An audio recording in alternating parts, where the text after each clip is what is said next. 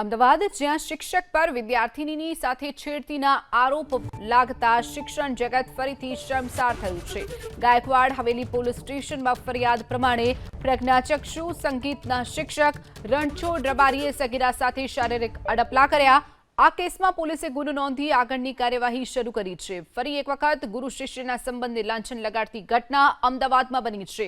અમદાવાદનું Gaekwad Haveli police station જ્યાં ફરિયાદ નોંધાઈ છે। સગીરાની માતાએ ફરિયાદ નોંધાવતા જ પોલીસે જે આરોપી શિક્ષક છે તેની ધરપકડ કરી છે અને વધુ તપાસ હાથ ધરી છે। સંગીતનો શિક્ષક રણછોડ રબારી જેની પોલીસે ધરપકડ કરી છે। ફરિયાદી હતા એમની વિગત એવી હતી કે એમની જે દીકરી છે એમની સાથે એક સ્કૂલના શિક્ષક દ્વારા અશ્લીલ હરકતો કરવામાં આવેલ હતી।